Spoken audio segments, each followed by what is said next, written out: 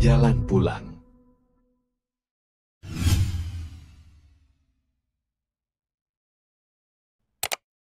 Assalamualaikum warahmatullahi wabarakatuh. Innal hamdalillah nahmaduhu wa nasta'inuhu wa nastaghfiruh wa na'udzu billahi min shururi anfusina wa sayyiati a'malina. May yahdihillahu fala mudilla lahu wa may yudlil fala hadiyalah. Asyhadu an la ilaha illallah wahdahu la syarika lah wa asyhadu anna Muhammadan abduhu wa rasuluhu la nabiyya ba'dah. Allahumma salli wa sallim wa barik ala sayyidina Muhammadin kama dzakarahu adh-dzakiruna al-akhyar. Wa salli wa sallim wa barik ala sayyidina Muhammadin makhtalafa al-lail wan nahar. Wa salli wa sallim wa barik ala sayyidina Muhammadin wa ala al-muhajirina wal ansar, amma ba'd. Teman-teman yang dirahmati Allah Subhanahu wa taala, malam ini kita akan kembali melanjutkan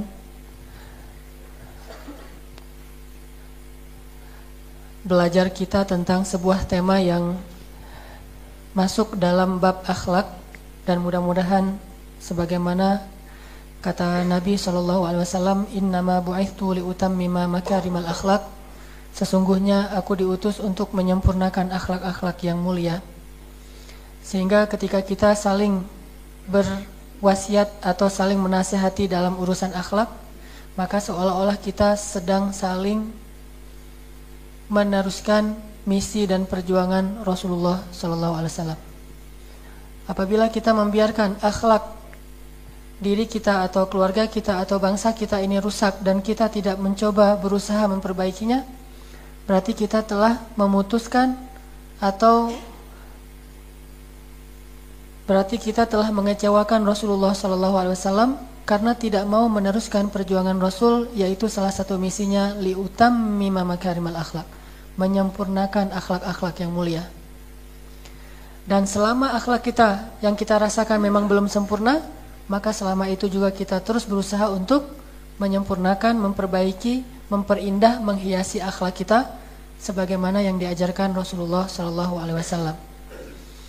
Sampai para ulama mengatakan sebagian besar dari urusan agama itu adalah akhlak.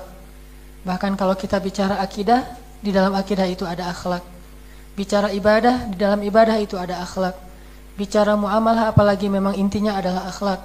Bahkan bicara jihad sekalipun, di dalam jihad itu ada akhlak. Jadi bisa dibilang seseorang yang tidak memiliki akhlak, maka seperti orang yang tidak punya agama. Seseorang yang tidak mengenal nilai-nilai akhlak yang baik, atau dia tidak peduli dengan unsur akhlak, dia hanya peduli dengan ibadahnya, dia peduli dengan akidahnya, tetapi tidak mengindahkan nilai-nilai akhlak, seperti sama saja tidak mengindahkan akidah, karena akidah itu akhlak. Sama saja tidak mempedulikan ibadah, padahal ibadah itu adalah akhlak. Makanya penting bagi kita teman-teman sekalian belajar tentang akhlak dan terus berdoa kepada Allah agar Allah memperbaiki akhlak kita. Karena dengan memperbaiki akhlak, Allah akan turunkan rahmat kepada kita dalam hal-hal yang lain, insya Allah. Kita masih membahas tentang sifat penyayang, season kedua. Tapi sebelumnya nanti saya juga akan sedikit mengulang pembahasan pekan yang lalu. Mudah-mudahan bisa memperkuat pemahaman kita. Namun mari kita awali dulu halaqah kita dengan sama-sama bertilawah. Kita akan baca ayat surat Al-A'raf, surat ke-7 ayat 56. Coba teman-teman buka Al-Quran, surat Al-A'raf, surat ke-7 ayat 56.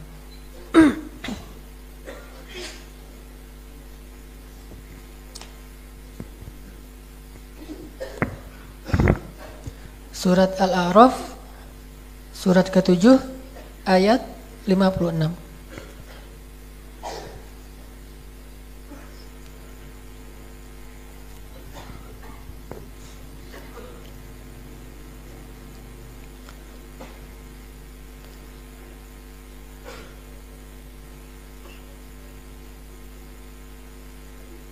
Sudah?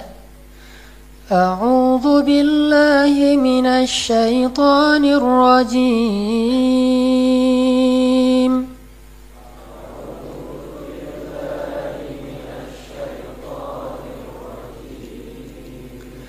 Bismillahirrahmanirrahim.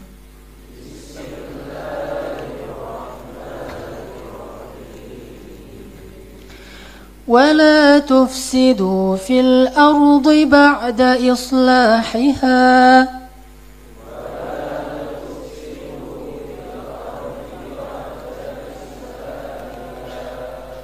وادعوه خوفا وطمعا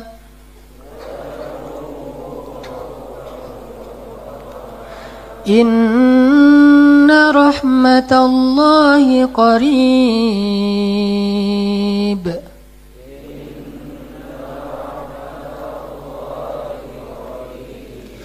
إن رحمة الله قريب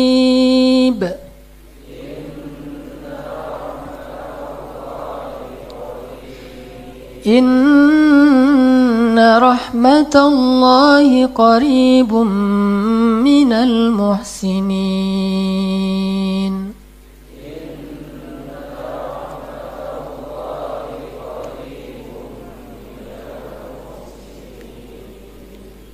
إن رحمة الله قريب من المحسنين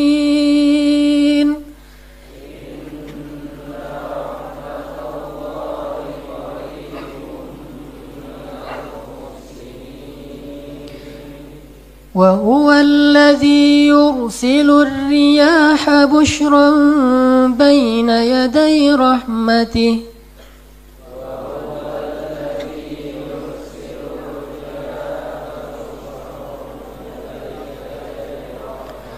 حتى إذا أقلت سحابا ثقالا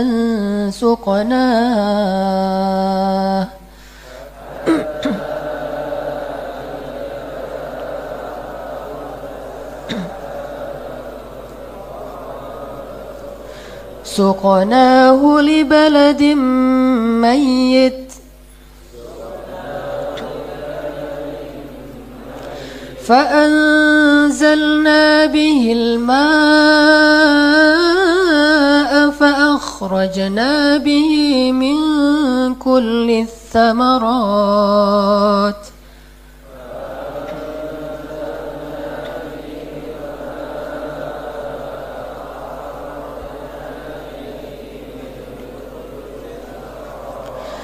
كذلك نخرج الموتى لعلكم تذكرون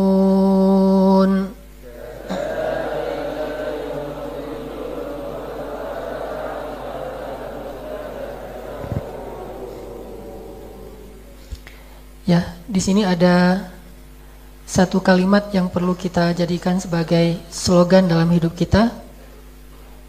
Kalimat ini. Nggak keluar di situ? Udah? Kalimat di akhir ayat ke-56 yang tadi kita ulang-ulang, kalimat apa?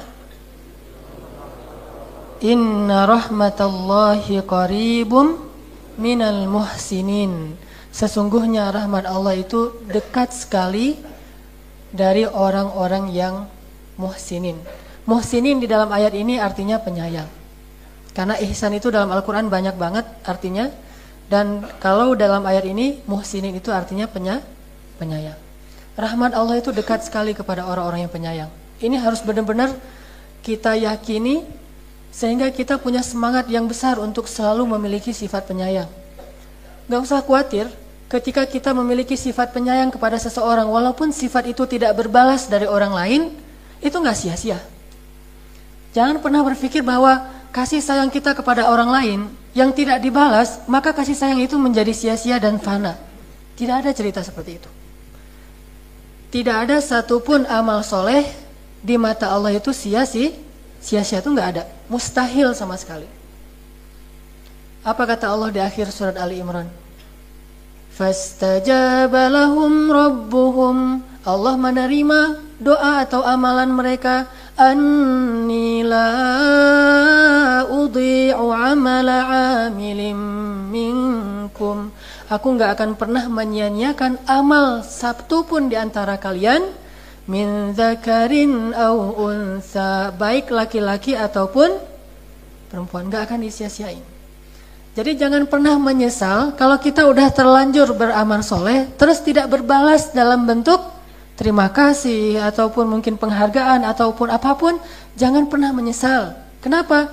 Karena nggak ada ceritanya amal soleh itu sia-sia, itu nggak pernah ada ceritanya dari zaman Nabi Adam sampai sekarang tuh nggak ada.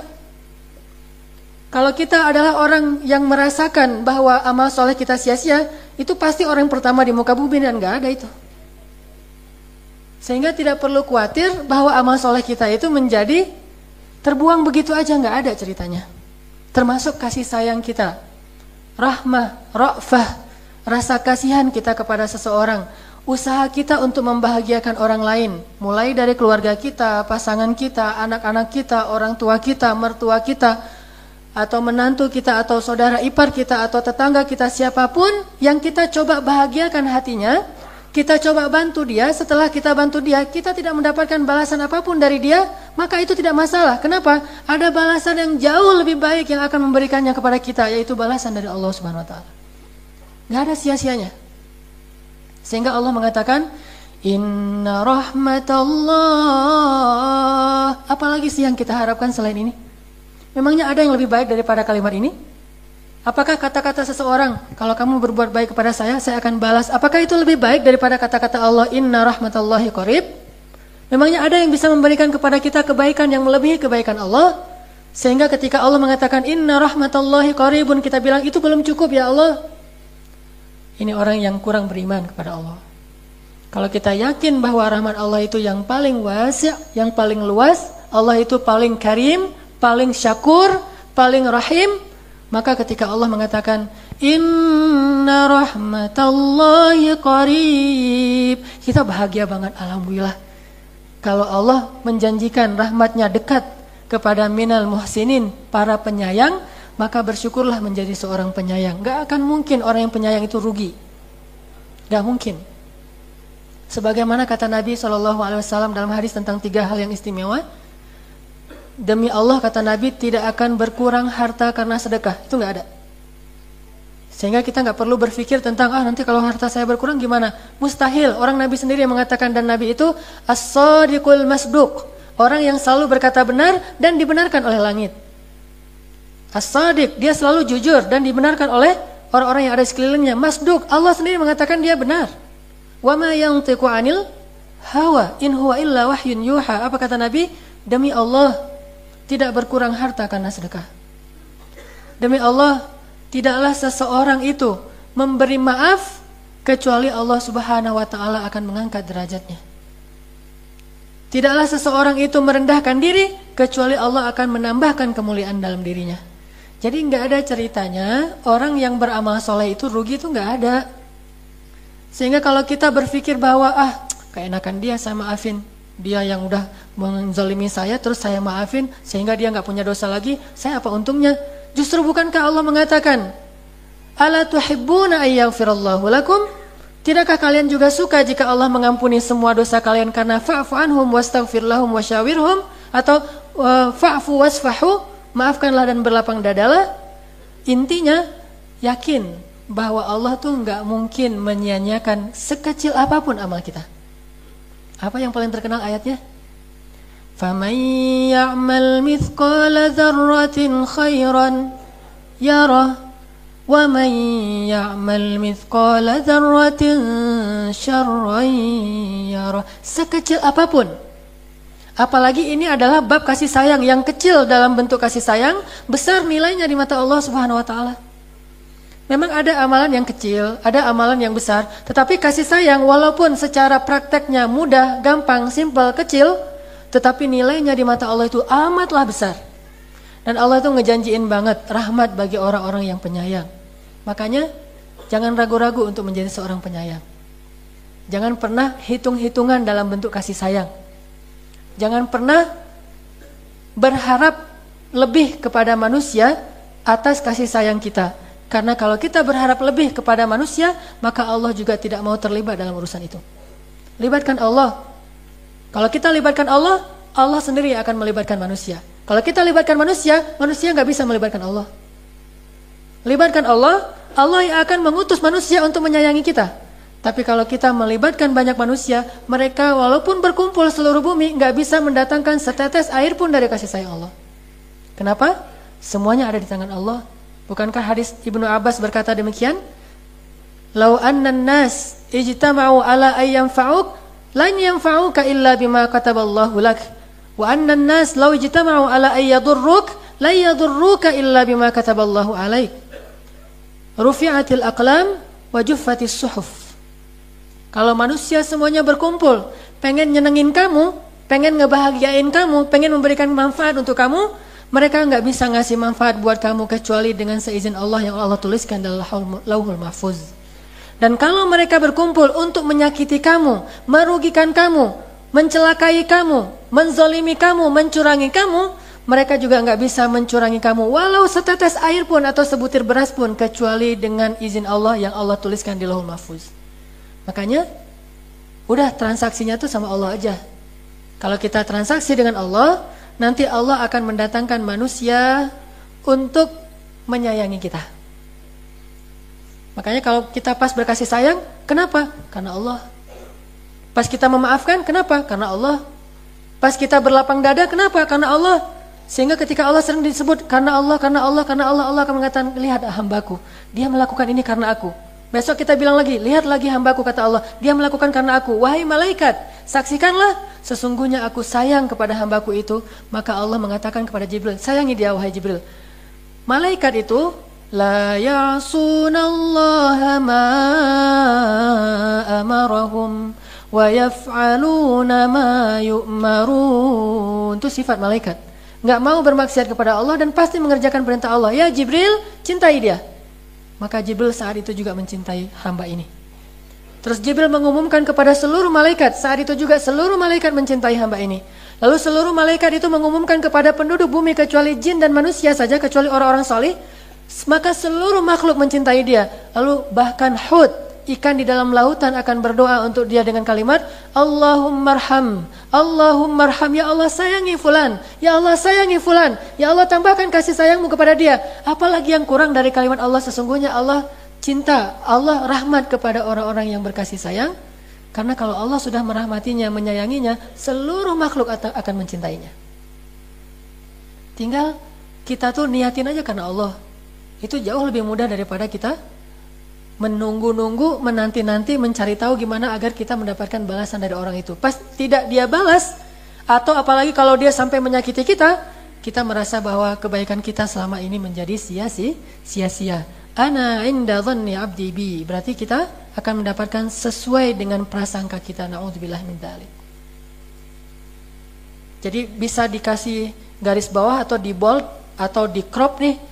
Inna rahmatallahi qaribum minal muhsinin. Sehingga ketika kita agak galau dikit dengan kasih sayang kita, kita lagi diuji untuk kasih sayang kita yang di masa lalu, kemudian kita belum mendapatkan balasan dari seseorang, ingatkan diri kita, wasiatkan diri kita dengan kalimat, oh ya, inna rahmatallahi qaribum minal muhsinin. Udah selesai.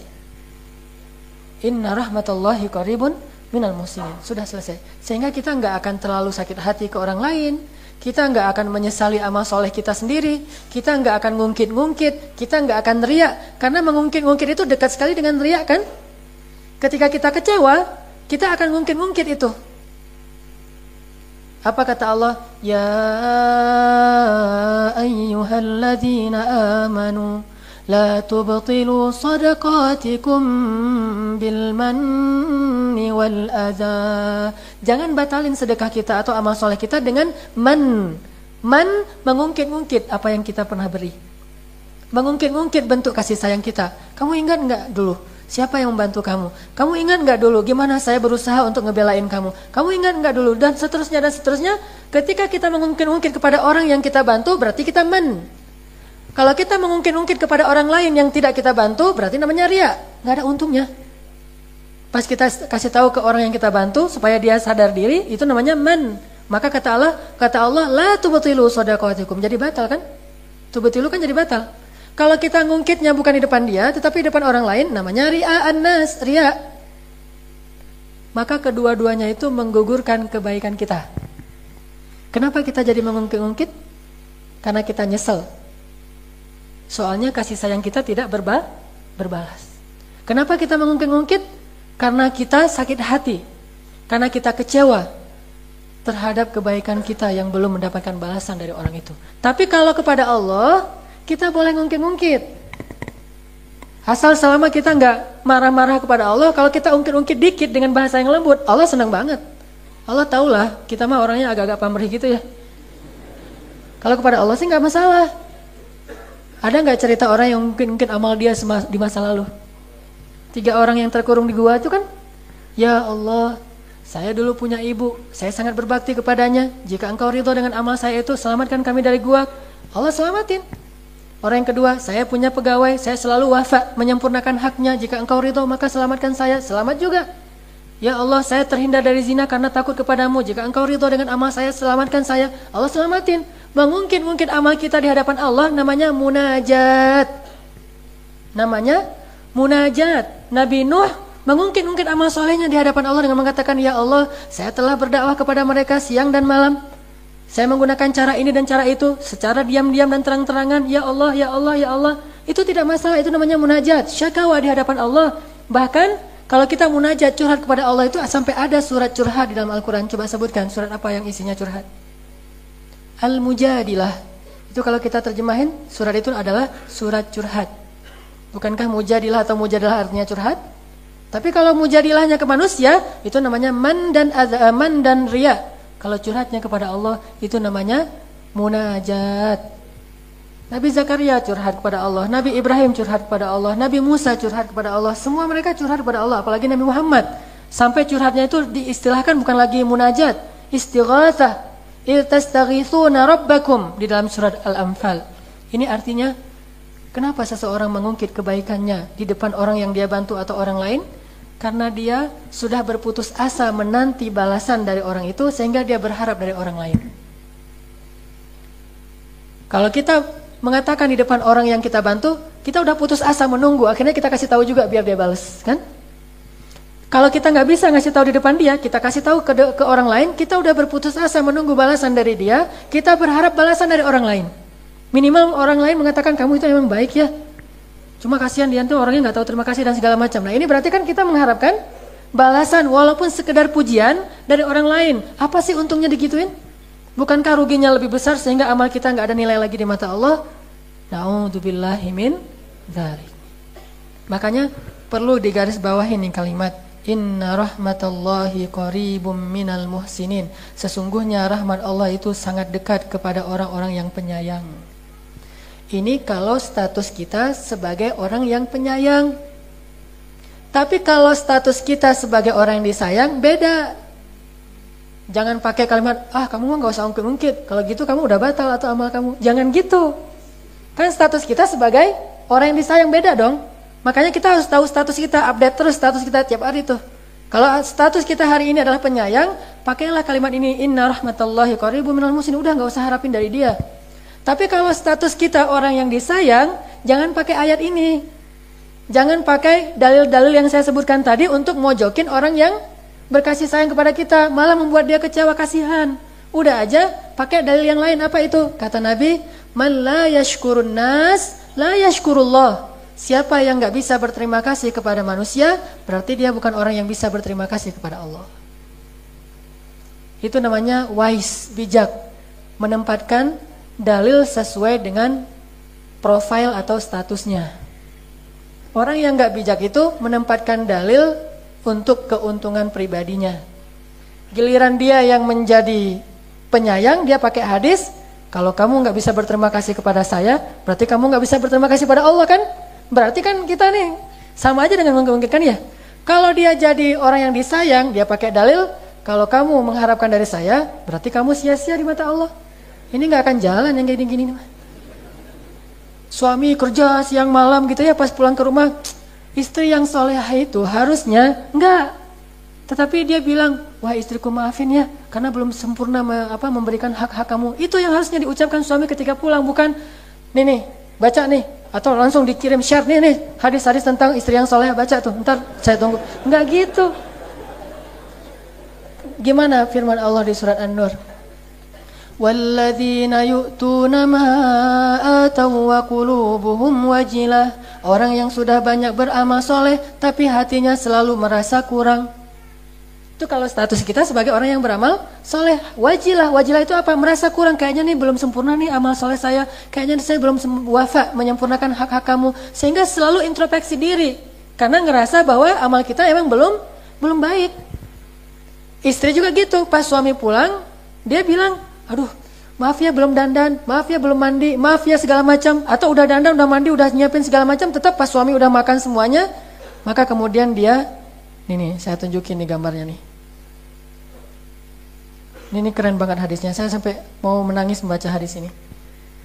Anas bin Malik menuturkan, Rasulullah SAW bersabda, maukah kalian aku beritahu tentang wanita penghuni surga? Nggak keluar ya? Maukah kalian aku beritahu tentang wanita penghuni surga? Kami menjawab, tentu ya Rasulullah. Apa kata Rasulullah? Setiap wanita yang penyayang dan banyak anak. Setiap wanita yang penyayang dan banyak anak. Apa arti banyak anak? Gak pernah nolak. Cukup segitu aja ya? Gak usah diperjelas.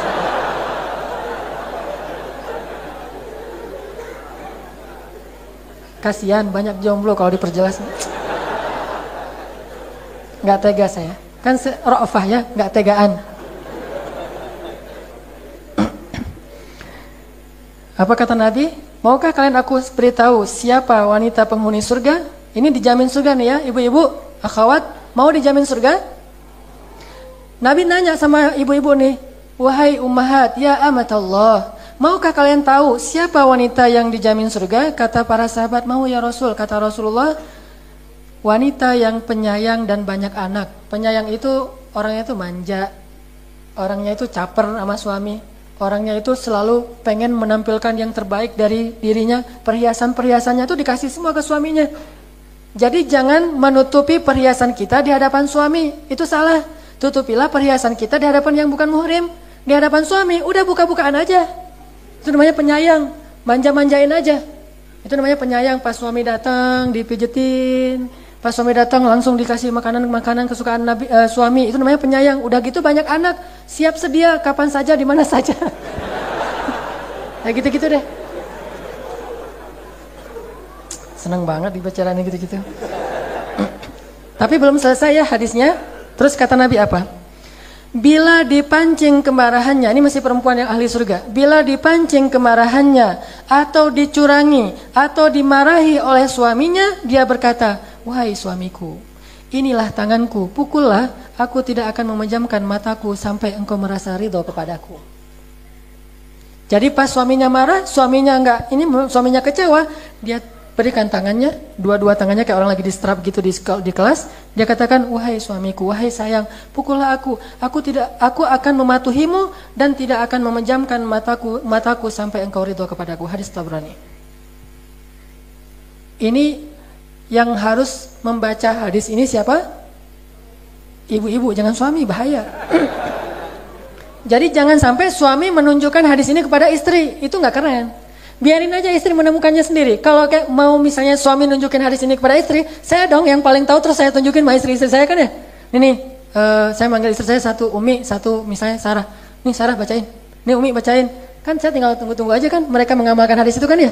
Itu mah nggak keren. Justru kalau dia temukan sendiri, nanti dia amalkan sendiri. Kita nggak usah nunjukin. Kalau yang mau nunjukin, biar orang lain. Atau kita bilang aja ke Allah, ya Allah tolong tunjukin hadis ini ke istri saya. Jangan kita. Kenapa? Kalau kita menunjukkan hadis ini kepada dia, dia juga punya hadis untuk kita. Kan bahaya tuh.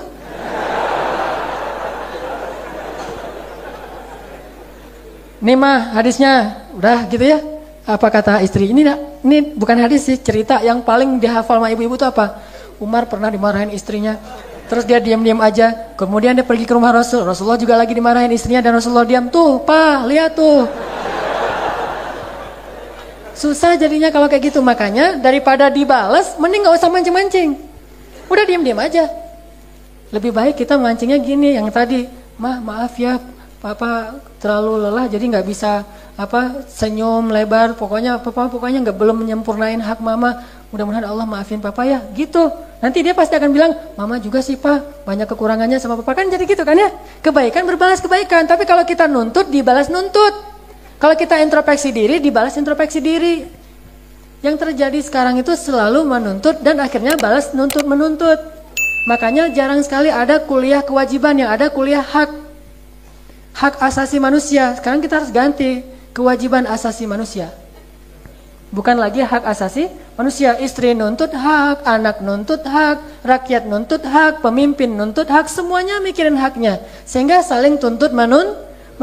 Coba kalau semuanya mikirin kewajibannya lalu introspeksi diri. Presiden bilang, rakyatku maafkan aku, sebagaimana Abu Bakar tuh malu dan nangis karena merasa belum menyempurnakan hak rakyatnya. Maka rakyatnya juga akan bilang, wahai presiden, maafin kami semuanya, belum bisa mendukung engkau dengan baik, dan seterusnya, kan keren tuh.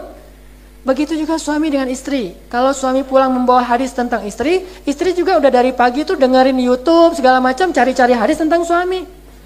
Udah di googling sama dia tuh, imam yang ideal, search, wah banyak banget tuh hadis-hadisnya tuh, bahaya tuh. Atau dia baca tafsir, waja'alna lil muttaqina imama, baca tafsirnya, apa imam yang lil muttaqin tuh kayak gimana? Wah dibacain lah hadis-hadis tentang gimana Rasulullah kepada istrinya. Mana sanggup kita meniru Rasulullah dalam urusan kesolihannya, kasih sayangnya kepada istri itu luar biasa. Apalagi kalau dia pakai dalil Aisyah, kan Aisyah tuh kayaknya kalau pakai dalil-dalil sebagai Aisyah itu enak banget tuh. Aisyah juga pernah tuh banting di piring belakang. Aisyah pernah juga tuh pas Nabi mau ketemu, dia nggak mau ketemu di rumah ayahnya, di rumah Abu Bakar, akhirnya Nabi pulang lagi, dia pulang ke rumah orang tuanya. Aisyah juga pernah tuh pas Nabi lagi pulang sakit-sakit kepala, dia bilang saya juga sakit kepala, akhirnya Nabi ngalah, tuh kamu mana pernah ngalah sama saya, gitu kan. Makanya jangan pernah mancing-mancing istri, udah aja biar Allah yang memberi dia hidayah ya. Bilang aja, ya Allah, istri saya begini, curhatnya sama Allah. Ntar Allah bilang, lebay lo gitu misalnya. Karena kita terlalu berlebihan ya. Udah aja bilang, ya Allah, beri hidayah kepada istri saya. Tanamkan kasih sayang dalam hatinya. Dan jadikanlah saya lebih penyayang terhadapnya daripada dia sayang kepada saya. Allah tuh senyum sama hamba yang kayak gini. Makanya nanti hadis-hadis yang kayak tadi itu yang bacain istri. Sedangkan cerita Umar dan Rasulullah itu yang bacain suami. Saya kalau ceramahnya di hadapan ibu-ibu pasti tentang kewajiban ibu-ibu, nggak mau tentang haknya suami, nggak mau. Karena kalau ngebahas tentang haknya ibu-ibu, kalau haknya istri dibahas di depan ibu-ibu, itu ntar pulang nuntut. Suami-suami pada curhat ke saya, Ustaz ceramah apa sih tadi? Kalau khutbah Jumat, kewajiban suami kepada istri. Artinya kita harus yakin bahwa kalau status kita sebagai penyayang, maka tugas kita adalah jangan pernah terlalu berharap dari manusia sehingga kita akan kecewa. Tapi kalau kita orang yang disayang, jangan pernah melupakan kebaikan orang lain sekecil apapun. Karena orang yang melupakan kebaikan seseorang berarti dia melupakan nikmat Allah. Dan orang yang melupakan nikmat Allah itu ciri-ciri orang yang tidak bisa bersyukur. Orang yang tidak bisa bersyukur, Allah nggak pernah berjanji akan menambah kebaikan untuk dia. La in syakartum la azidannakum wala in kafartum inna adzabi lasyadid. Jadi lihat kondisi kita sebagai apa. Apalagi kalau dua-duanya kita bisa terapin nih, penyayang dan disayang. Pas kita jadi penyayang, gak usah harapin balasan dari dia. Terus kita ingat-ingat kasih sayang dia kepada kita, dan kita mencoba untuk menghargai itu. Kan itu paling keren tuh, udah sempurna itu udah. Kalau kita bicara tadi suami istri, kita ingat kasih sayang istri kepada kita, dan kita introspeksi diri, kasih sayang kita belum sempurna kepada dia. Kalaupun kita merasa udah penyayang banget, udah harapin aja balasannya dari Allah. Sisanya yang dapat dari istri, itu bonus buat kita. Dan kita akan membalas 2 kali lipat dari yang dilakukan istri untuk kita. Maka ini udah sempurna banget. Ini namanya orang yang penyayang. Makanya Allah menjanjikan, Inna rahmatallahi qaribum minal muhsinin. Rahmat Allah itu dekat sekali kepada orang yang berbuat kasih sayang atau penyayang. Kemarin saya bahas tentang hadis perempuan yang ahli zina ya. Kalau dalam bahasa agama itu seorang yang bugat itu perempuan yang suka berbuat nista, berzina. Suatu hari dia sudah berdandan, dia udah pakai make up segala macam, udah dandan, udah pakai sepatu bagus, berdiri di sebuah tempat untuk nunggu tamu kan ya. Tiba-tiba dia ngelihat seekor anjing yang kehausan, sehingga karena kasihan kepada anjing itu, akhirnya dia turun ke dalam sumur, dia pakai sepatunya untuk mengambil air di dalam sumur. Kemudian dia naik lagi dan memberi minum kepada anjing itu. Anjing itu minum, dia turun lagi ngambil air yang kedua, dan seterusnya sampai anjing itu puas dan pergi. Kemudian tiba-tiba Allah, karena dia udah punya sifat penyayang, Allah turunkan kasih sayang dari langit kepada perempuan ini. Apa kasih sayangnya? Pertama, Allah beri dia hidayah. Yang tadinya udah pengen berzina, tiba-tiba nggak tertarik lagi berzina. Makanya kalau misalnya kita pengen nggak tertarik lagi dengan dosa-dosa, jadilah penyayang. Sehingga Allah turunkan rahmatnya, yang pertama hidayah. Jadi nggak tertarik lagi berzina, udah dia pulang, nggak jadi nunggu tamu. Tamunya manggil, hai gitu, apaan sih, pulang aja. Udah nggak tertarik, saya udah taubat, saya udah hijrah gitu. Terus tamunya cari yang lain. Jadilah penyayang. Allah kasih hidayah. Itu yang pertama, rahmat Allah. Kedua apa? Allah hapuskan dosa-dosa dia seluruhnya. Bayangin cuma ngasih minum anjing aja dihapusin dosa semuanya. Gimana coba rahmat Allah kepada orang-orang yang berbuat kasih sayang. Apalagi yang dikasih minum itu manusia. Anjing aja Allah yang dalam fikih itu haram, tapi Allah memberikan dia rahmat yang luar biasa. Dihapuskan seluruh dosanya, 0. Yang ketiga apa? Dijamin surga. Hadis Bukhari Muslim. Dijamin surga. Sehingga Nabi mengatakan hiya min ahlil jannah. Hanya satu sifat kasih sayang kecil loh, tapi dia min ahlil jannah. Apalagi yang kita harapin setelah itu? Bukankah Allah maha membalas yang paling baik dalam balasannya atau dalam penghargaannya? Sehingga nggak usah khawatir. Berkasih sayanglah kepada siapapun, terutama keluarga kita, orang tua kita. Jangan berpikir orang tua saya itu tidak pernah memberikan nafkah saya, orang tua saya itu mengecewakan saya dan seterusnya. Itu urusan dia, urusan kita. Saya ingin berkasih sayang kepada dia. Kalau dia nggak membalas, ada yang akan membalas dan lebih baik balasannya, yaitu Allah Subhanahu Wa Taala. Insya Allah nanti kita lanjutkan setelah sholat isya. Teman-teman yang dirahmati Allah Subhanahu Wa Taala, tadi kita membahas poin pertama. Untuk sesi kedua ini adalah kalau kita jadi orang yang penyayang, maka jangan terlalu banyak berharap balasan dari orang yang kita sayang.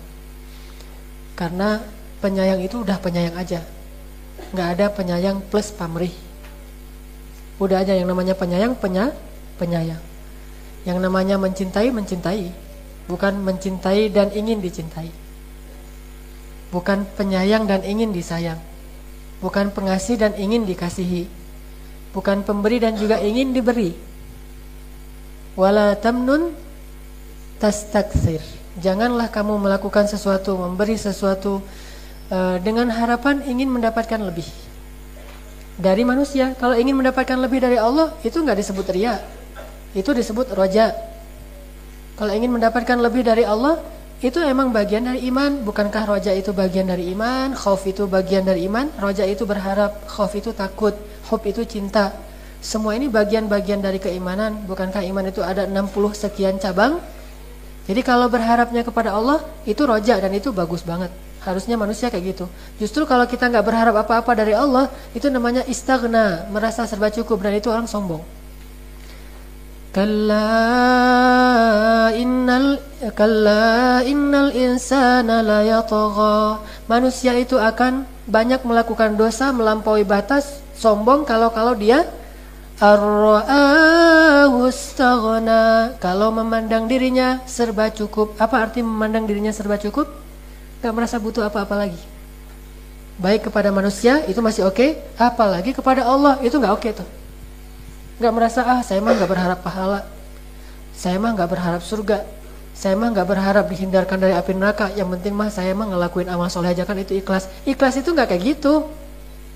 Ikhlas itu bukan gak ngarapin apa-apa, itu bukan gak ikhlas, bukan ikhlas tuh. Itu agak-agak bingung sih. Ikhlas itu tidak mengharapkan balasan dari manusia, tetapi sangat berharap balasan Allah. Bukankah Allah sendiri yang nyuruh kita meminta dan mengharapkan rahmat Allah? Dan Allah sendiri menawarkan banyak rahmat di dalam Al-Quran. Bahkan kalau perlu kita mengharapkan rahmat Allah itu dengan berdoa kepada Allah itu khaufan wa tama'an. Khauf itu rasa takut, tama' itu tamak. Tamak terhadap apa? Terhadap ampunan Allah, terhadap ridho Allah, terhadap rahmat Allah, terhadap surga Allah, harus tamak. Saking tamaknya, Nabi bilang kalau kamu meminta kepada Allah, fa idza sa'alta Allah fas'al Jannatal firdausil a'la. Mintalah surga firdaus yang paling tinggi. Makanya kalau kita jadi orang yang penyayang, udah penyayang aja. Karena baru disebut penyayang sejati kalau dia tidak berharap balasan dari manusia. Udah penyayang aja. Baru disebut pecinta sejati kalau dia mencintai tanpa harus membuat syarat, saya mencintai kalau cinta saya dibalas dengan cinta yang sama. Sehingga muncullah istilah bertepuk sebelah tangan. Kalau sebelah tangan gak usah bertepuk, gini aja, ini apa namanya? Apa? Memetik jari. Jadi apa sih ini? Nggak jelas gini. Pokoknya itulah intinya. Yang namanya mencintai, udah mencintai aja. Kenapa? Karena kata Allah Subhanahu Wa Taala, sesungguhnya cinta itu adalah rahmat Allah kepada orang-orang yang soleh. Innal ladzina amanu wa 'amilus solihati sayaj'alu lahumur rahmanu wudda. Sesungguhnya orang yang beriman dan orang yang beramal soleh, Allah jadikan di dalam hati mereka rasa kasih sayang. Jadi kasih sayang dalam hati kita itu rahmat Allah yang ingin, yang baru sah kalau kita ekspresikan, kita limpahkan, kita berikan ke orang lain. Kalau kasih sayang itu hanya ada di dalam hati kita tapi nggak pernah kita keluarkan, itu nggak disebut kasih sayang. Itu disebut ide kasih sayang. Baru ide, baru wacana, belum disebut kasih sayang. Karena kasih sayang ini sifat yang baru sah kalau dituangkan, kalau diekspresikan, kalau dilakukan, baru namanya kasih sayang. Kalau belum diekspresikan, belum menjadi kasih sayang. Dan kasih sayang itu adalah rahmat Allah dalam hati orang yang beriman. Bukan rahmat Allah dalam hati orang yang lain untuk orang yang beriman, bukan. Rahmat Allah di dalam hati orang yang beriman, rahmat Allah kepada kita, rahmat Allah di dalam hati kita untuk orang lain, bukan rahmat Allah di dalam hati orang lain untuk kita. Ini kasih sayang dalam bentuk yang pertama. Kecuali orang-orang soleh, memang kita meminta Allahumma inni as'aluka hubbak wa hubba man yuhibbuk. Ya Allah, aku meminta kepadamu cintamu dan cinta orang yang mencintaimu. Tetapi kalau dengan orang yang biasa, dengan keluarga, dengan teman, dengan seterusnya, yang kita kayaknya orang-orang biasa-biasa aja, nggak keren-keren amat, maka bentuk kasih sayang itu bukan dari dia kepada kita, tapi dari kita kepada dia. Dan ketika kita bisa menyayangi dia, itu udah cukup bahagia. Jangan nunggu nuntut dan segala macam. Saya kan udah kasih sayang sama dia, kok dia belum balas sih? Kok dia belum berterima kasih sih? Artinya kalau kayak gitu berarti kita kasih sayangnya itu bukan untuk dia, tetapi kita meminta kasih sayang dari dia dengan cara ngasih dulu pancingannya. Jadi intinya kasih sayang itu ya udah kasih. Apa yang dikasih? Sayang. Kalau kita berharap dari dia namanya bukan kasih sayang tapi nerima sayang. Bukan kasih sayang tapi nunggu sayang, nerima sayang, menanti sayang. Mana ya sayang, kan gitu kan? Kalau kasih sayang udah kasih aja. Soal dia bisa balas atau enggak, satu, kita harus sadar diri. Kalau dia nggak bisa membalas kasih sayang kita, emang kita nggak layak. Ingat dulu keburukan kita, kejelekan kita, kekurangan kita yang sering nyulitin dia, nyusahin dia itu lebih banyak daripada kasih sayang kita. Sehingga kalau dia belum bisa membalas kasih sayang kita, emang kita nggak layak akan itu. Terus apakah kita masih layak berharap dari Allah? Tetap layak. Karena kenapa? Allah itu tidak pernah merasa disakiti oleh hambanya. Kalau manusia sering kita zalimi. Kalau Allah pernah nggak kita ngezalimin Allah? Enggak. Kita hanya menzalimi diri kita sendiri. Kita nggak pernah bisa menzalimi Allah. Kalau kita berbuat zalim, meninggalkan sholat segala macam, itu hanya menzalimi diri sendiri. Namanya zalimun li nafsih. Bukan zalim terhadap Allah Subhanahu Wa Taala, tapi zalimun li nafsih, menzalimi diri sendiri. Karena kita Allah nggak pernah merasa disakiti. Orang emang Allah nggak akan sakit oleh kita. Sampai ulama bilang seandainya seluruh makhluk ini bermaksiat pada Allah, itu nggak akan mengurangi kemuliaan Allah walaupun setetes air dari ujung jarum yang dicelupkan ke laut. Sama sekali nggak akan ngurangin kemuliaan Allah. Dan kalau semua makhluk berkumpul untuk beribadah kepada Allah, itu juga nggak akan nambahin kemuliaan Allah walaupun setetes dari air dari ujung jarum yang dicelupkan ke laut. Artinya nggak ngaruh bagi Allah. Sehingga kalau kita berbuat amal soleh sedikit, kita boleh meminta rahmat Allah Subhanahu Wa Taala. Tapi kalau kita mengharap rahmat dari manusia, kenyataannya kita sendiri juga nggak baik-baik banget ke orang itu. Mungkin kesalahan-kesalahan kita lebih banyak daripada kebaikan. Intinya kita memang nggak berhak. Makanya jangan terlalu Berharap kalau misalnya dia nggak bisa balas, kalau kasih sayang kita nggak dibalas, ingat kita memang nggak berhak akan itu. Ingat aja nih ke dosa-dosa kita. Dulu saya pernah nyakitin dia. Dulu saya dan seterusnya. Kekurangan saya itu lebih banyak daripada kebaikan saya. Ingat aja kayak gitu. Sehingga kita nggak pernah berpikir, menunggu, menanti kapan dia akan membalas kebaikan kita. Sehingga kita melakukannya tuh murni saya ingin berkasih sayang, bukan ingin menerima balasan dari kasih sayang. Saya ingin mencintai, bukan ingin mendapatkan cinta dari orang, bukan gimana ya, ingin dibalas cintanya. Soal dibalas apa enggak, udah serahin aja sama Allah aja. Memang kita masih kurang yakin sama Allah. Sudah serahin aja sama Allah, nggak ada ruginya kan? Kita mencintai orang yang halal kita cintai, kita berkasih sayang kepada orang-orang yang berhak kita kasih sayangi, itu nggak ada ruginya. Soal dibalas apa enggak, serahin aja sama Allah, udah biar Allah yang menyelesaikan masalah itu. Allah punya cara. Sehingga kalau kita transaksinya dengan Allah, udah aja kita menantinya dari Allah, bukan menantinya dari manusia. Kalau menantinya dari Allah, kita yakin banget Allah membalas kasih sayang kita dengan berbagai macam cara yang kita sadari atau yang tidak kita sadari. Serahin aja sama Allah. Kadang kita nyesel gitu. Ada tukang atau ada pembantu. Pas akad di awal, karena kita kasihan ya, ngelihat wajahnya melas, ngelihat keluarganya kayaknya anaknya banyak, akhirnya kita buat akad di awal. Gajinya satu hari yang harusnya 80.000, kita bilang 150.000 nggak apa-apa kok Pak, saya rela gitu. Udah gitu udah transaksi, kita bayar di awal juga, kasihan sama dia. Atau di tengah pas makan siang, kita kasih uang jajan makan 20.000, udah sekalian dengan gaji, kan gitu ya, 170.000 ngasih. Berharap dia menunaikan hak kita kan, menunaikan amanahnya. Namanya orang kadang-kadang berubah pikiran kalau udah ada duit di tangannya. Pas dikasih uang, dikasih jajan untuk makan, kerjanya asal-asalan. Nyesel nggak tuh? Nyesel kan, manusiawi kan gitu ya. Normalnya kita akan nyesel, aduh tahu gitu saya tadi mau ngasih 70.000 aja. Tahu gitu saya nggak akan buat akad di awal. Tahu gitu saya mah nggak akan ngasih dulu sampai dia selesai, pas mau pulang baru dikasih. Apalagi ada yang modal kasbon. Pak, minta kasbon dulu, nggak ada uang untuk saya ada utang, gitu misalnya. Suka ada gitu tuh. Apalagi kalau tukang yang kerja di rumah kita lama, misalnya sebulan, baru seminggu minta kasbon. Pembantu juga gitu, baru seminggu minta dihutangkan dulu, nanti dibayar pakai gaji bulan depan, kan suka gitu. Kita kasih nih, pas sudah dikasih duit, dia ngerasa mungkin udah hasil kerjanya udah nggak ada hasil karena udah berbentuk hutang, akhirnya males-malesan atau mungkin dia minta izin pulang nggak balik-balik lagi. Nyesel nggak tuh? Kenapa nyesel? Karena kita transaksinya dengan manusia, bukan dengan Allah. Kalau kita transaksinya dengan Allah, mana mungkin kita nyesel? Bukankah Allah selalu maha syakur, selalu akan ngebalas? Kalau dia nggak bisa membalas, Allah akan membalas dengan cara yang jauh lebih baik. Dan dibalas Allah tuh lebih keren daripada dibalas manusia. Kalau gitu, alhamdulillah ya dia nggak pulang, Allah mau ngasih pembantu yang lebih baik misalnya.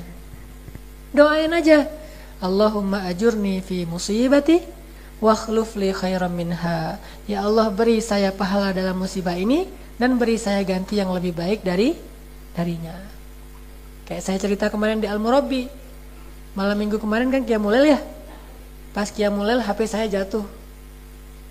Pas jam 2 malam saya baru bangun karena baru pulang ke rumah jam 12 malam, tidur jam setengah 1, jam setengah 2 alarmnya. Pas bunyi alarm saya matiin, 15 menit lagi. Bangun jam 2 lebih. Kan kaget tuh, pasti udah mulai kan Qiyamul Lail tuh. Ketahuan deh kenapa kemarin telat. Jam 2 lebih, aduh jam 2 lebih nih, langsung saya lari gitu, ngarahi HP karena namanya orang antara ngantuk dan sadar gitu, jatuh pas di layarnya.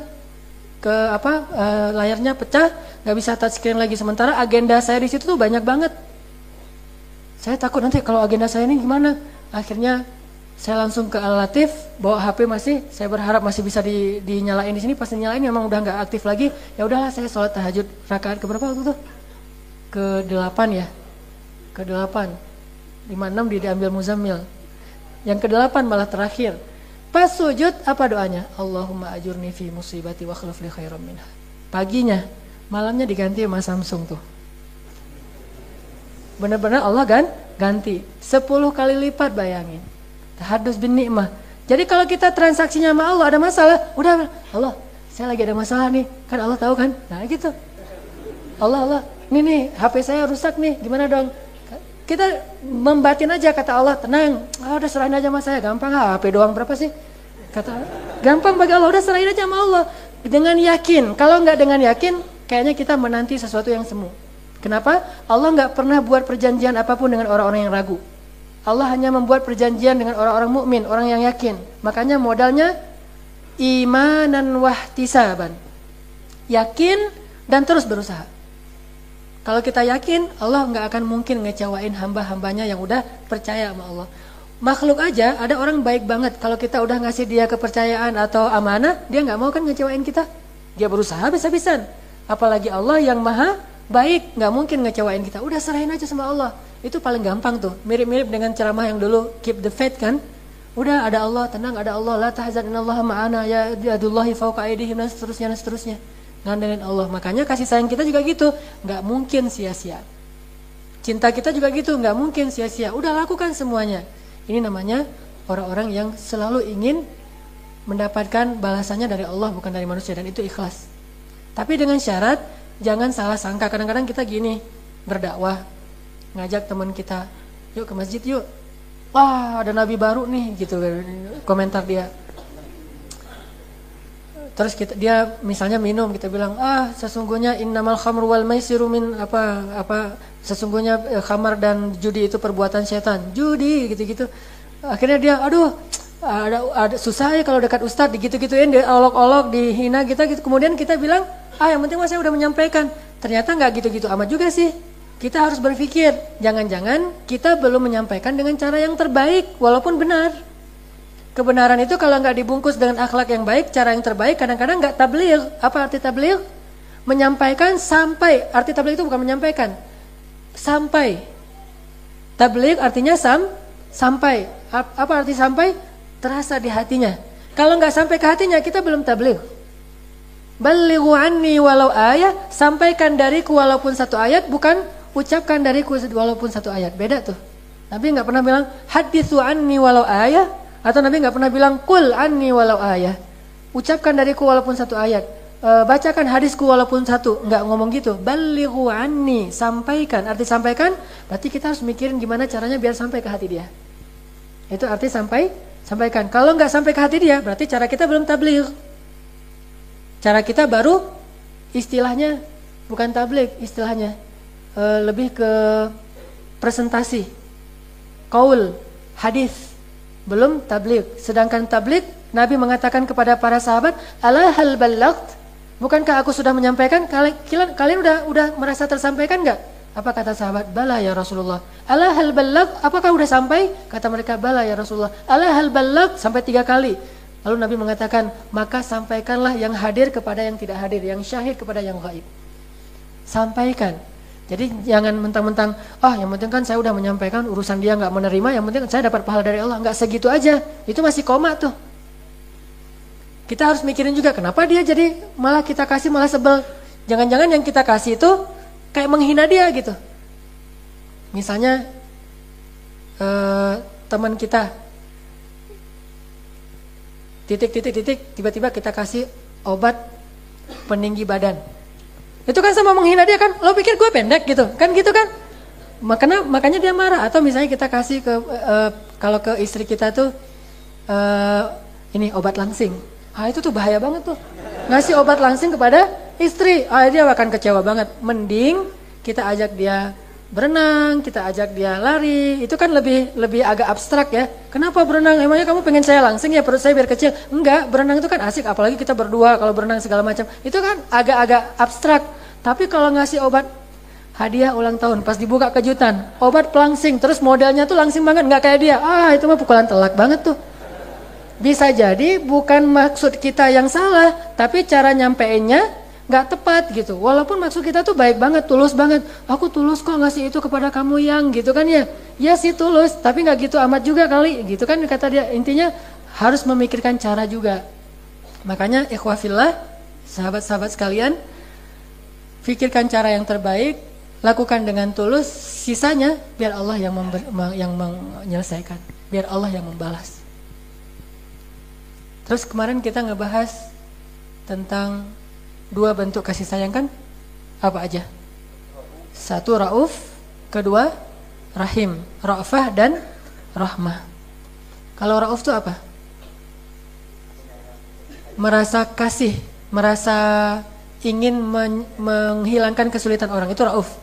Pengen ngilangin kesulitan orang, nggak tega kalau ngelihat orang kesusahan, nggak mau nyusahin orang, itu Rauf banget tuh.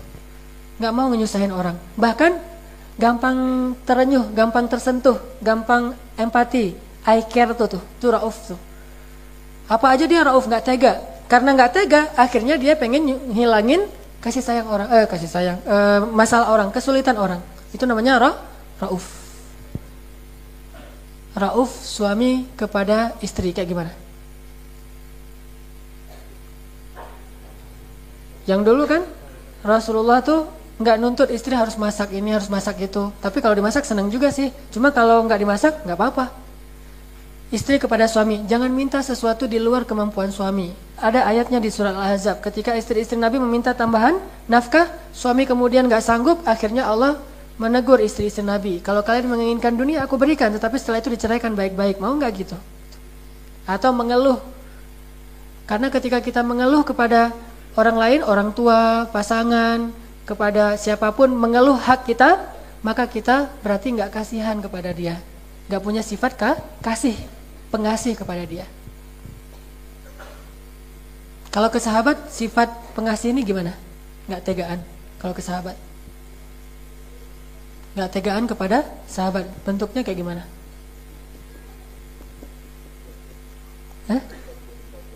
Bantuin belajar.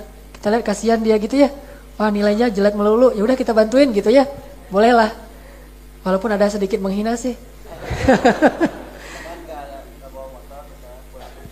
Tuh, teman pulang kerja atau pulang dari Al-Latif nggak bawa motor, nggak atau udah kemalaman, akhirnya kita anterin. Walaupun rumahnya itu satu di ujung Cimahi, satu lagi di ujung Berung. Rumah kita di Cimahi, rumah teman kita di ujung Berung. Kamu pulang kemana? Ujung Berung. Nyesel nanyanya ya. Tapi ya udahlah, namanya juga pengasih kan. Udah naik saya aja. Kemana? Saya antarin ke terminal. Pulang sendiri. Sama aja. Pinter juga sebenarnya. Pengasih yang pinter. Jangan, kayaknya biasanya tuh pengasih ini lebih besar tuh kalau ke lawan jenis itu bener pengasih banget tuh, luar biasa tuh.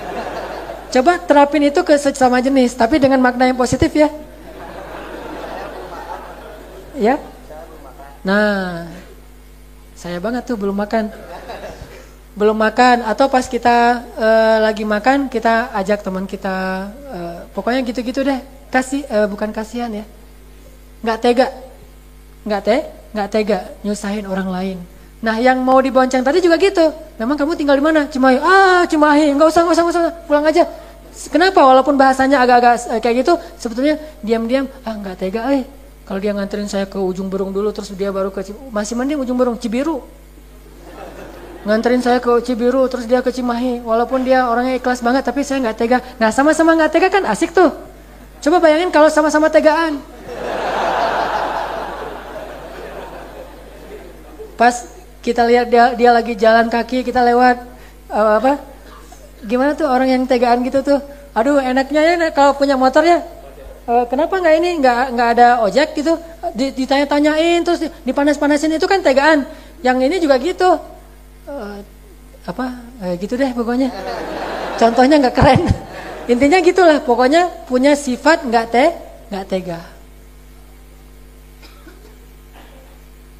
Kalau orang punya sifat nggak teganya besar tuh, selalu ingin mengambil beban orang lain biar dia yang tanggung. Tuh keren tuh. Selalu ingin menanggung atau mengambil beban orang lain. Harusnya beban itu dipikul oleh orang lain. Dia lihat orang lain punya beban, dia yang tanggung. Biar saya aja yang tanggung. Siapa orang yang kayak gini nih? Abbas, paman Nabi SAW. Dia menanggung beban orang banget. Siapa lagi? Sa'ad bin Abi Waqqas. Gimana sifat nggak tegaannya Sa'ad?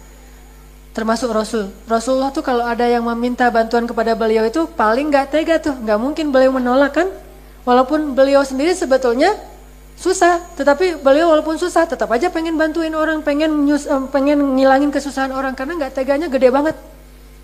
Sama kayak Sa'ad, kalau ada yang sampai Sa'ad tuh kan termasuk orang yang cukup mampu lah ya, tapi pas meninggal dia punya banyak hutang loh. Kenapa dia punya banyak hutang? Karena dia menanggung utang-utang orang lain di atas nama dia. Ada orang yang punya hutang gak sanggup bayar, udah nanti urusannya dengan saya, minta ke saya. Nanti minta ke saya. Akhirnya banyak kayak gitu tuh, hutangnya jadi banyak. Walaupun akhirnya dibayar juga oleh ahli warisnya gara-gara emang dia punya beberapa aset yang kemudian dijual dan dibayarkan. Ini kan gara-gara sifat nggak tega. Mengambil beban orang lain dia yang ngambil. Sama kalau kayak kita dengan pembantu gitu ya, atau dengan supir. Pernah nggak sesekali ngasih hari libur buat pembantu di rumah, dia nggak kemana-mana tetap di rumah. Cuma hari ini kita tanya, Bibi mau makan apa hari ini? Biar aku yang masak. Bibi udah di rumah aja, di kamar aja, nggak usah kerja hari ini. Hah? Bener nih Dan, bener nih apa? Mas, bener nih Mas gitu. Bener, udah hari ini pokoknya saya yang masak, saya khidmat. Bibi mau makan apa, mau minum apa? Kan dia nggak mungkin mesen kan, nggak enak kan ya. Udah kita tahu karena kita perhatian dia seneng nasi goreng, kita masakin nasi goreng. Pernah nggak kayak gitu tuh? Itu orang pengasih banget tuh. Atau dipijat-pijatin, tapi yang perempuan ya jangan. Kenapa ini bapak pijat-pijat bibi? Pengasih gitu. Bahaya. Kan baru dengar ceramah Ustaz Hanan harus pengasih atau enggak. Saya enggak bertanggung jawab kalau itu. Biar yang ibu-ibu, kenapa mijat-mijat, kasihan bibi mah udah seharian kerja segala macam dipijat-pijat. Kalau kita ke supir gitu, tiba-tiba Pak, Mas duduk di belakang biar saya nyetir. Aduh Pak, nggak enak apa tuh Pak. Udah biar kamu ngerasain gimana duduk di belakang, saya ngerasain gimana nyetir kalau lagi macet. Kita tuh nggak akan pernah sempurna punya sifat kasih sayang atau pengasih kalau kita nggak ngerasain kesusahan orang lain. Makanya sesekali coba rasain deh gimana susahnya dia, baru nanti kita punya sifat pengasih. Oh iya ya. Kayak misalnya tadi, kalau kita nggak tahu gimana susahnya jalan kaki, yang nggak ada yang mau boncengin, jalan kaki coba sekali, baru tahu rasanya. Atau kita pernah ingat-ingat pas kita dulu misalnya ban kita kempes di tengah jalan, terus nggak ada yang mau berhenti nolongin kita. Kalau ada yang mau berhenti nolongin kita, terus kita dibantuin, atau minimal kalau nggak ban kempes, yang saya pernah alami 2 kali itu habis bensin di tengah jalan. Saya paksain karena jadwalnya padat banget, nggak ngisi bensin dulu, langsung ke kelas yang lain, habis di atas jalan layang tuh. Pas naik, udah nggak punya lagi, habis bensin nih. Baru dorong beberapa meter, datang pemuda pengasih. Pemuda yang soleh banget. Tampangnya sih serem, tapi orangnya kasih sayang. Jangan-jangan anak Alatif. Kalau ada di sini, tolong kasih tahu ya, saya pengen ngasih penghargaan. Nah, dia datang, Pak, habis bensin ya Pak? Ya, terus udah sini, kata dia. Mau diapain nih? Nih saya kasih bensin saya. Dia bawa selang, bayangin. Berarti kan emang dia orangnya suka nolongin orang kan? Berapa orang ada yang bawa selang di motor dia? Kecuali dia niat banget pengen nolongin orang yang kehabisan bensin. Jangan-jangan dia aktivis kehabisan bensin. Memang sengaja kerjaannya itu tuh. Luar biasa tuh orang. Bawa selang terus dia sedot gitu pakai mulutnya, terus dituangin ke tangki saya. Udah asalnya sampai ke daerah pasar yang ada pom bensin udah cukup, alhamdulillah ketolong. Dan pertanyaan yang lebih besarnya lagi, siapa yang telah membuat timing yang begitu pas sehingga pas saya habis bensin, orang itu ada di belakang saya beberapa detik saja. Coba bayangin kalau dia di depan saya beberapa detik, pasti saya udah gak ada yang nolongin. Allah yang merencanakan segala sesuatu. Terus yang kali kedua, 2 kali tuh, sama di tempat itu juga. Habis bensin, datang anak muda. Dia emang nggak bawa selang bensin, tapi di step sama dia kan lumayan tuh. Didorongin sama dia. Karena dia nggak terbiasa nyetep, akhirnya ya agak-agak kaku gitu, gagal lagi. Dipaksain banget, dia udah berusaha banget. Itu luar biasa, sampai ke pom bensin. Saya juga nggak tega sama dia. Aduh kasihan, dia mungkin ada hajat atau apa. Dia udah berusaha susah payah. Biar saya aja yang step Mas. Saya step, saya lebih nggak bisa lagi. Akhirnya balik lagi. Balik lagi ke dia ujung-ujungnya. Kata dia tahu dari tadi gitu aja. Karena saya lebih nggak pernah lagi, ya udah. Kok nggak jalan-jalan ya? Kok malah saya ke depan, dia ketinggalan di belakang. Udah lah, balik lagi aja lah Mas gitu. Intinya sifat pengasih. Kan enak tuh kalau sesama pengasih. Ini nih semuanya raufun. Rasulullah itu punya raufun yang sangat besar. Yang kedua tadi rahimun. Rahim apa? Pengen ngebahagiain orang lain. Selalu seneng, excited, bersemangat kalau bisa punya peluang membahagiakan orang lain. Nah, kalau di rumah tuh atau di kos-kosan, ngebahagiain teman-teman kos-kosan kita, selalu mikir kalau emang kita punya rezeki ya, asal pulang tuh nggak pernah berhenti membawa oleh-oleh walaupun kecil. Saya pengalaman ini di Mesir, orang Mesir tuh senang membahagiakan orang lain, selalu ngasih sesuatu gitu. Walaupun kadang-kadang yang dikasih menurut kita sih biasa aja, kasih permen. Di kampus gitu ya, di kampus tuh dia suka beli permen satu box gitu. Pas dia masuk ke kampus, dia bagi-bagi permen. Bagi orang Mesir itu bentuk rasa cinta, ngasih-ngasih permen. Bagi orang Indonesia apaan sih permen aja dibagi-bagi, biasa aja lah kalau orang Indonesia ya. Karena kita terlalu materialistis, kalau ngasih itu harus sesuatu yang gede gitu. Makanya Nabi bilang apa? Tahadu tahabu. Saling memberi hadiahlah kalian supaya saling mencintai. Momennya bisa kapanpun, termasuk ulang tahun. Jangan bahas bab ulang tahun dari sisi ritual, memang gak ada ritualnya. Tetapi bahaslah dari sisi pengen menyenangkan hati orang lain dan itu banyak hadisnya. Bukan kita mewajibkan ulang tahun itu ada ritual tiup lilin, ritual ngasih hadiah, ritual happy birthday to you, miladun sa'id. Kan gak harus kayak gitu. Tapi ini momen yang spesial bagi orang-orang tertentu yang kita pengen ngasih hadiah supaya dia bahagia. Itu berlaku hadis, ayyul a'malu ahabba ilallah ya Rasulullah. Amal apa yang paling disukai Allah ya Rasul? Sururun tudkhiluhu fi qalbil mu'min. Membahagiakan hati orang lain. Atau kalau nggak ada momen ulang tahun pun ngasih aja. Setiap hari pengen ngasih sesuatu. Saya kalau pulang ke rumah selalu berpikir bawa hadiah apa ya. Kalau misalnya kan kalau pengajian itu enaknya jadi ustadz ya. Kalau pengajian selalu dibawain oleh-oleh sama ibu-ibu pengajian tuh. Bawa kue, bawa makanan, bawa bolu, bawa brownies segala macam. Pokoknya asal pulang itu nggak pernah kosong tangannya. Kenapa? Itu terinspirasi dari ayah saya sendiri. Ayah saya tuh walaupun miskin ya, kalau pulang itu nggak bawa apa-apa. Pasti bawa sesuatu. Minimal dia bawa sepedanya karena dia emang pakai sepeda kalau kerja. Pasti bawa sesuatu. Kalau di Aceh itu ada mie Aceh, martabak telur, nasi goreng. Saya memang orang miskin, cuma makanannya tuh kayak orang kaya banget tuh. Kambing, gulai kambing, sate. Pokoknya yang keren-keren lah. Sampai saya pernah ingat banget sekali, saya masih kecil tuh, ayah saya pulang mungkin karena dia buru-buru hujan, dia pakai kresek gitu di kepalanya hujan karena ayah saya tukang pangkas dan pakai sepeda ontel gitu. Pas pulang nggak bawa hadiah apa-apa, saya nangis. Saya pegang-pegang kakinya, saya nangis. Akhirnya dia hujan-hujan balik lagi beli martabak telur. Dan itu pelajaran sangat berharga buat saya ketika saya jadi ayah.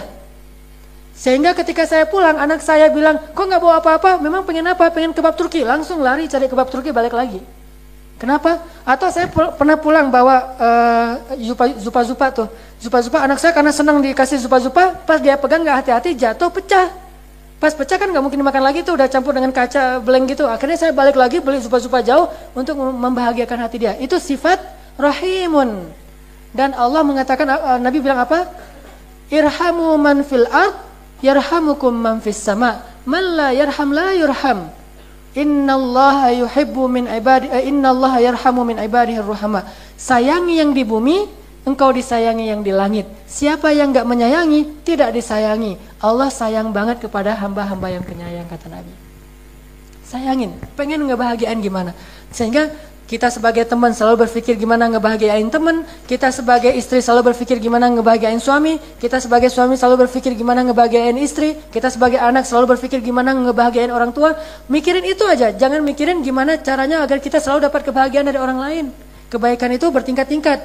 Yang paling tinggi itu selalu ingin membahagiakan orang lain. Di bawahnya selalu berpikir gimana dapat kebahagiaan dan kebaikan dari orang lain. Di bawahnya lagi gak pengen orang lain bahagia. Makanya jadilah yang paling atas. Jangan yang di tengah. Yang di tengah itu selalu berpikir kebaikan apa yang saya bisa dapat dari seseorang. Selalu berpikir hari ini ngebahagiain dia gimana ya, gitu. Dia dalam tanda petik. Yang halal maksudnya. Yang sudah halal. Kalau yang belum halal jangan, nanti malah kecewa. Kita udah capek-capek habis-habisan gitu ya. Ujung-ujungnya kita sahabatan aja ya, gitu. Itu kan sakit banget tuh. Kata-kata yang paling gak enak tuh kita sahabatan aja kan. Atau kita mah adik kakak aja ya. Gak enak banget tuh kalau kayak gitu. Makanya jangan kasih dulu kalau belum waktunya, rugi. Kalau saya mah perhitungan banget yang kayak gitu-gituan. Ngapain juga saya. Kalau misalnya sekedar kita berkasih sayang terus gak dibalas, oke. Ini udah gitu.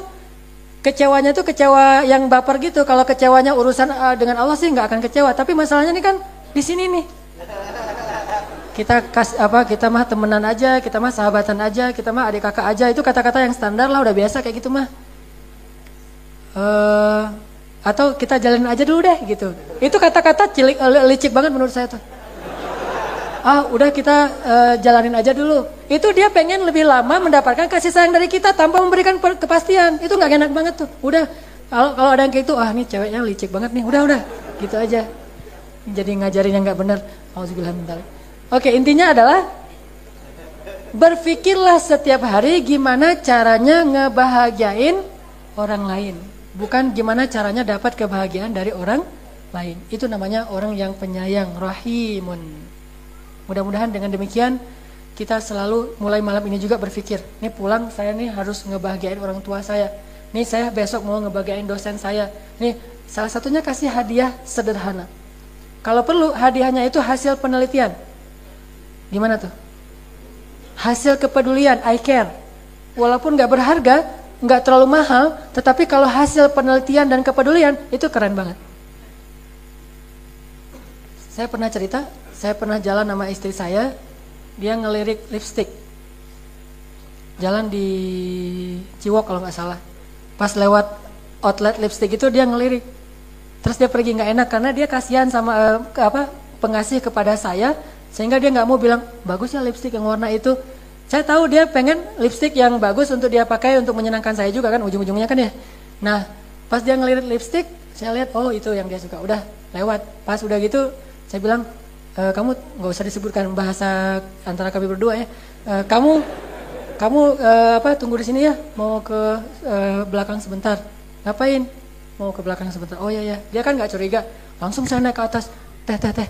Saya pengen ngasih hadiah nih surprise buat istri saya. Kira-kira lipstick yang paling keren di sini yang mana? Gitu. Terus ya dia orangnya gimana, Mas? Putih atau eksotis, hitam manis? Putih atau eksotis? Saya bilang putih dan eksotis gitu. Oh gitu ya udah. Yang warna ini nih, yang agak-agak pink. Bisa nggak yang pink tapi ada bling-blingnya teh? Oh ya nih ada bling-blingnya. Yang ini. Di antara dua nih yang mahal, yang paling mahal yang mana teh? Kan gaya kan beli ya harus mahal dong. Yang paling mahal yang mana teh? Yang ini. Oh ya udah. Ujung-ujungnya ada diskon nggak teh kalau beli dua? Akhirnya ya mas ada kalau beli dua tuh diskon 50%. Ya udah saya beli dua aja deh teh. Ujungnya tetap minta diskon. Udah gitu kan nggak dikasih tahu kalau ke istri diskon. Sampai hari ini juga dia belum tahu. Diskon kan, udah gitu jalan. Kita ke Braga jalan bareng malam mingguan. Ke Braga bareng. Makan di Bandung punya cerita. Saya bilang ke waitersnya. Pas dia udah duduk di sofa saya langsung masuk ke dalam kayak pura-pura ada mau pesan menu gitu. Mas. Saya mau ngasih kejutan nih buat istri saya. Biar dia tahu bahwa setelah pasangan suami istri itu tetap bisa keren loh. Bukan ke pacar saya enggak, ke istri saya. Oh iya Pak, terus mau gimana? Cuma kita udah kenyang, mau nggak bisa pesan yang berat-berat. Boleh nggak pesan kentang goreng doang tapi di dalamnya kasih ini nih. Ini apa Pak? Lipstick. Oh iya, ditaruh sama dia. Di dalam kentang goreng. Taruh dalam kentang goreng, dibungkusin gitu biar lipsticknya nggak kena kentang goreng kan jadi nggak keren kan ya. Dibungkusin udah. Kita kasih kode gitu. Nah kan ada live-nya kan, saya kasih request lagu kesukaan istri saya, tapi insya Allah nasyid. Nggak tahu dia bisa apa enggak ya. Pas saya request nasyid yang saya suka, ternyata dia nggak hafal nasyid itu kan, nggak keren banget tuh. Akhirnya udahlah, yang penting yang cinta-cinta deh yang saya ini. Karena nasyid yang saya request dia nggak hafal, namanya juga nasyid. Udah dikodein, dia datang kentang goreng. Kata istri saya, kan kita nggak pesan kentang goreng. Saya tadi pesan lapar soalnya. Udah. Karena dia nggak terlalu lapar, akhirnya dia nggak makan tuh kentang goreng. Kalau nggak dimakan kan nggak ketahuan, ada harta karunnya kan ya. Aduh, gimana caranya nih? Masa saya harus tolong bukain dong kan nggak keren kan ya? Akhirnya saya makanin cepet-cepet gitu. Enak loh kentang gorengnya, enak loh. Masa sih nggak kayak biasanya enak? Pokoknya saya bilang dia makan satu, biasa aja. Saya makanin terus. Kehabisan ide soalnya. Dia juga heran. Tadi katanya udah kenyang, nggak tahu ini tiba-tiba jadi lapar kalau ngelihat kamu gitu, bro. Gitu. Pas udah mau habis di bawah dia curiga ngelihat ini ada apa nih, nggak tahu apaannya. Nah dibuka sama dia, tereng gitu. Itu luar biasa hasil penelitian ketika lagi jalan di Ciwok. Artinya hal-hal yang kayak gitu tuh namanya rahimun dan itu berpahala. Bukan hanya romantis tapi juga berpahala. Makanya cepat-cepat nikah ya. Barakallahu li wa lakum. Mudah-mudahan ini bermanfaat. Mari kita tutup dengan sama-sama berdoa kepada Allah Subhanahu wa taala. أعوذ بالله من الشيطان الرجيم بسم الله الرحمن الرحيم الحمد لله رب العالمين حمدا كثيرا طيبا مباركا فيه اللهم صل وسلم وبارك على سيدنا محمد وعلى آله وصحبه أجمعين اللهم اغفر لنا ذنوبنا يا غفار يا تواب يا أرحم الراحمين اغفر لنا ذنوبنا وإسرافنا في أمرنا وثبت أقدامنا يا الله يا ربنا اللهم اغفر لنا ذنوبنا ولوالدينا وارحمهما كما ربيانا صغارا يا ودود يا ودود يا ودود نسألك الود يا أرحم الراحمين Ya Allah, penuhilah hati kami dengan sifat kasih sayang, ya Allah. Lembutkanlah akhlak kami dengan sifat penyayang, ya Allah. Jadikan kami para penyayang, ya Allah. Lapangkanlah dada kami dengan kasih sayang, ya Allah. Berikanlah kebaikan dalam hidup kami dengan bersifat kasih sayang, ya Allah. Ya Rahman, anugerahkanlah kepada kami rahmah kepada orang lain, ya Rahim. Jadikan kami mudah memaafkan dengan sifat kasih sayang, ya Rahim. Jadikanlah kami mudah melapangkan dada dengan sifat kasih sayang, ya Rahim. Jadikanlah kami orang yang peduli kepada orang lain dengan sifat kasih sayang, ya Allah.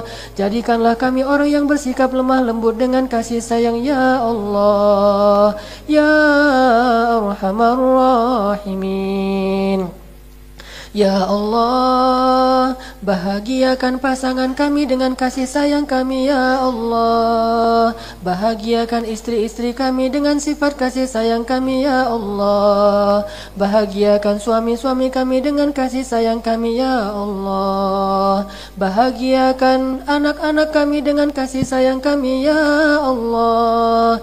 Bahagiakan orang tua kami dengan kasih sayang dari kami, ya Allah. Bahagiakan orang-orang yang kami cintai dengan kasih sayang kami, ya Allah. Bahagiakan guru-guru kami dengan kasih sayang dari kami, ya Allah. Bahagiakan murid-murid kami dengan kasih sayang dari kami, ya Allah. Bahagiakan sahabat-sahabat kami dengan kasih sayang dari kami, ya Allah. Bahagiakan keluarga kami dengan kasih sayang dari kami, ya Allah. Bahagiakan rakyat kami dengan kasih sayang pemimpin, ya Allah. Bahagiakan pemimpin kami dengan kasih sayang dari rakyatnya, ya Allah. Ya Arhamar Rahimin, jadikanlah hidup kami penuh dengan kasih sayang, ya Arhamar Rahimin. Jadikanlah kami para penyayang yang tulus, ya Arhamar Rahimin. Jadikanlah kami orang-orang yang disayangi dengan mampu membalas kasih sayang dan berterima kasih, ya Arhamar Rahimin. Ya Allah, jangan Engkau keraskan hati kami, ya Allah. Jangan Engkau bekukan hati kami, ya Allah. Jangan Engkau tutup hati kami, ya Allah. Janganlah Engkau tutup hati kami dengan ego kami, ya Allah. Jangan Engkau tutup hati kami dengan dosa-dosa kami, ya Allah. Jangan Engkau hentikan kasih sayang kami karena kami kecewa kepada makhluk, ya Allah. Karena itu akan menutup rahmat-Mu dari kami, ya ya Allah. Jangan Engkau jadikan kami orang-orang yang menyesali kebaikan kami sendiri ya Allah.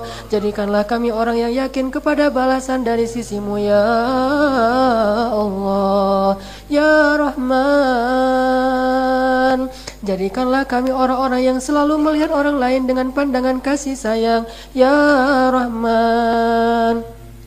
Jadikanlah kami orang-orang yang selalu berusaha untuk membahagiakan orang lain ya Rahman.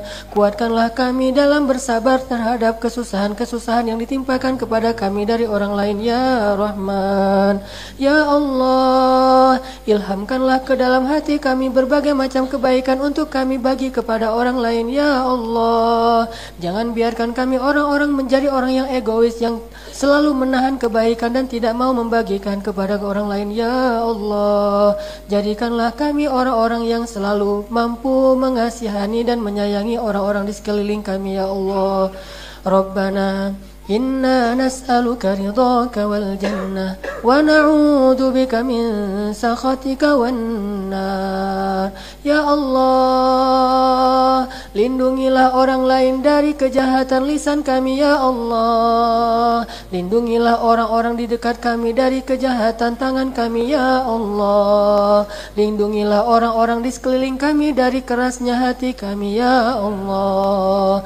Lindungilah mereka dari kejahatan dan kerasnya sifat kami ya Allah. Jangan Engkau biarkan kami menzalimi seorang pun di antara orang-orang yang di dekat kami ya Allah. Lindungilah kami dan selamatkanlah kami dari sifat-sifat zalim ya Allah. Janganlah Engkau biarkan satu pun tetes air mata mengalir dari pipi seseorang karena dosa-dosa kami ya Allah. Ya Allah, jangan biarkan istri kami menangis karena kejahatan suaminya ya Allah. Jangan biarkan suami kami menangis karena kejahatan istrinya ya Allah. Jangan Engkau biarkan seorang orang ayah dan ibu pun menangis dengan setetes air mata karena kedurhakaan anaknya ya Allah. Jangan Engkau biarkan kami menjadi anak-anak yang membuat orang tuanya menangis ya Allah. Jangan Engkau biarkan kami menjadi anak-anak yang membuat ayahnya menangis ya Allah. Jangan Engkau biarkan kami menjadi seorang anak yang membuat ibunya menangis ya Allah. Jangan Engkau biarkan kami menjadi murid yang membuat gurunya menangis ya Allah. Jangan Engkau biarkan kami menjadi guru yang membuat muridnya menangis ya Allah. Jangan Engkau biarkan kami menjadi seorang saudara yang membuat saudaranya menangis ya Allah. Jangan Engkau biarkan kami menjadi seorang teman yang membuat temannya menangis ya Allah. Jangan Engkau membiarkan kami menjadi seorang yang dimusuhi dan membuat musuhnya menangis karena kezaliman kami ya Allah. Ya Allah, jangan biarkan ada seorang pun yang menangis karena kejahatan kami ya Allah. Maafkanlah kesalahan kami ya Allah. Pasti banyak sekali orang yang menangis karena kejahatan kami ya Allah, terutama kedua orang tua kami ya Allah. Pasti sering ibu kami menangis karena kedurhakaan kami ya Allah. Pasti sering ibu kami menangis karena kecewa kepada kami ya Allah. Pasti ibu kami sering menangis karena anak-anaknya tidak mau mendengar nasihatnya karena mereka merasa lebih tahu dari ibunya ya Allah. Jangan Engkau biarkan lagi ada satu pun tetes air mata dari ibu dan ayah kami karena kejahatan kami ya Allah. Jangan Engkau biarkan ada seorang istri pun yang menangis dan diam di dalam kamarnya karena kejahatan suaminya ya Allah. Karena dia tidak berani untuk berkata-kata di hadapan suaminya yang angkuh, suaminya yang kasar, suaminya yang suka menyakiti istrinya ya Allah. Selamatkanlah suami-suami itu dari api neraka ya Allah. Suami-suami yang arogan ya Allah. Dan ya Allah, jangan Engkau biarkan ada seorang suami pun yang diam-diam dia menangis di jalannya karena dia tidak tega untuk menyakiti istrinya ya Allah. Tidak tega untuk memarahi istrinya padahal dia sering merasa kecewa kepada istrinya ya Allah. Ya Allah, selamatkanlah istri-istri itu dari api neraka ya Allah. Ya Allah, jangan Engkau biarkan kami menjadi orang tua yang membiarkan anak kami menangis setiap hari karena kami sakiti mereka ya Allah. Sementara mereka tidak mungkin mampu membalas orang tuanya ya Allah. Jangan Engkau jadikan kami orang tua yang zalim kepada anak kami ya Allah. Jangan Engkau biarkan kami menjadi orang tua yang zalim kepada anak-anak kami ya Allah. Jangan Engkau biarkan kami menjadi seorang tuan yang zalim kepada pembantu kami ya Allah. Menjadi orang-orang yang zalim kepada sahabat-sahabat kami ya Allah. Ya Arhamar Rahimin. Selamatkanlah kami dari kezaliman ya Allah. Baik kezaliman orang-orang yang dengki kepada kami, atau kezaliman yang kedengkian di dalam hati kami kepada orang lain ya Allah ya Arhamar Rahimin. Taqabbal minna ya Allah, terimalah doa kami ya Allah, terimalah amal kami ya Allah, meskipun amal kami banyak kekurangannya ya Allah. Ampunkanlah dosa kami ya Allah, maafkanlah kesalahan kami ya Allah, dan pertemukanlah kami di akhirat dengan Rasul-Mu yang sangat kami rindukan ya Allah. Betapa rindunya kami dengan Nabi Muhammad ya Allah. Betapa ingin kami memegang tangannya, menggenggam tangannya ya Allah. Betapa kami ingin menyentuh kulitnya ya Allah. Betapa kami ingin dibelai rambut kami olehnya ya Allah. Betapa kami ingin menatap wajahnya ya Allah. Betapa kami ingin belajar banyak darinya ya Allah. Dan betapa kami ingin curhat menyampaikan kepada Rasul bagaimana keadaan kaum muslimin hari ini ya Allah. Ingin sekali kami memberitahu kepada Rasulullah betapa kaum muslimin hari ini dalam keadaan sangat lemah ya Allah. Betapa banyak kaum muslimin yang dizolimi ya Allah hari ini. Seandainya Rasulullah ada di antara kami, pasti beliau tidak akan membiarkan hal itu terjadi kepada umatnya ya Allah. Ya Allah, sampaikanlah salam kami kepada Rasulullah. Sampaikanlah rindu kami kepada Rasulullah. Dan rindu yang mudah-mudahan Engkau ridhai sehingga Engkau menjaga hati kami dalam keislaman ya Allah. Rabbana atina fid dunya hasanah wa fil akhirati hasanah wa qina adzabannar.